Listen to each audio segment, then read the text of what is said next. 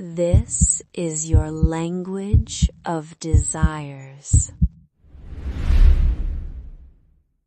Guys, I swear, sobrang swerte ko talaga.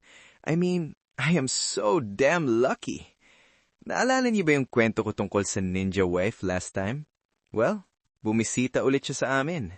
Simple lang dapat yung gabi, kwentuhan tungkol sa mga nangyayari sa buhay-buhay.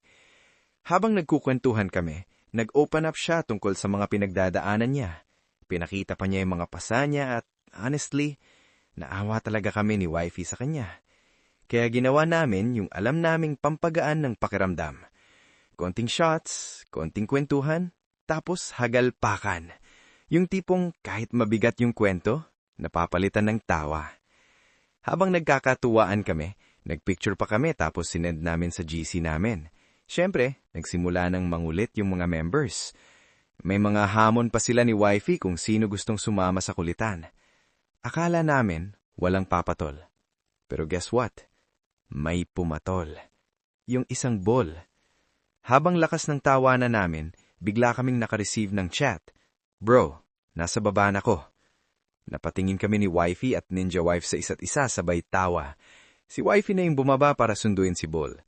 Pag-akyat nila, ayun na. Mas dumagdag yung kulitan. Sobrang gaan ng vibe. Walang ilangan, walang awkward. After some time, nagpaalam si Bull kung pwede daw ba kaming mag-play lahat later.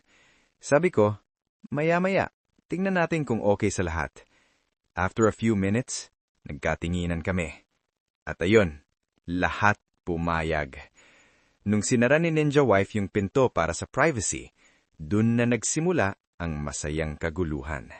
Pero eto yung pinaka-nakakatiwa. Habang nangyayari lahat, si Ninja Wife biglang nag-storytelling tungkol sa nangyayari. Parang may sarili siyang commentary sa esena. Guys, hindi ko alam kung matatawa ba ako o magfo-focus sa moment. Kasi imagine, dapat seryoso yung moment. Pero dahil sa mga banat niya, hagalpakan kami ng hagalpakan. Medyo tipsy na rin siya that time. Pero yun yung nagpa-special sa gabi na yun. Hindi awkward, hindi pilit, walang ilangan. Mas masarap yung ganong vibe, yung nag-e-enjoy kayo, nagtatawanan at walang pretensyon. Hindi yung tipong nagkakahiyaan o puro bulungan lang. Ito yung masaya. Totoo, walang tinatago. Akala nyo tapos na doon? Hindi pa. Pag-uwi ni Bull, akala ko tapos na ang gabi. Pero nag-decide si wifey at si Ninja Wife na bumili pa ng isang round ng drinks. Pagbalik nila, ayun na naman. Mas naging wild yung kulitan. At dun ko ulit na-realize, guys, I am so damn lucky. Imagine, nagtutulungan silang dalawa para pasayahin ako. Pero ang mas nakakatuwa, sila rin mismo nag-e-enjoy ng company ng isa't isa. Yung energy nila, yung kulitan, yung teasing, grabe. May moment pa na nagbibilulan sila habang nagpapasaya sa isa't isa at ako naman parang nanalo sa loto habang pinapanood sila. Sa isip ko nun, parang langit na talaga. Sa sobrang saya ng gabi na yon, pagod na pagod kaming tatlo. Tapos si Ninja Wife paulit-ulit pa kaming pinasalamatan ni wifey. Sabi pa niya, hindi niya pinilit si wifey. Alam lang niya kung paano pasayahin ang isang babae. At alam niyo kung ano sabi ni wifey? Agree ako diyan. Bro, nung narinig ko yon, parang ready na naman ako sa next round. Hindi ko to kinikwento para magpasikat o magpainggit. Kinuwento ko to para maalala nyo yung sinabi ni Ninja Wife that night. Consent is everything. Consent is equal to respect. And respect is equal to consent. Kung wala yun, walang saysay lahat. Bitin ba? Stay tuned, kasi may nangyaring mini-gathering at may ganap with a couple at si Ninja Wife. At guess what? Nag-overnight si Ninja Wife. At sigurado akong marami sa inyo nagtataka. Sino nga ba talaga si Ninja Wife? Malay nyo, baka magpakilala siya. O baka ipakilala namin siya. Ako si Carlo, and this is your language of desires.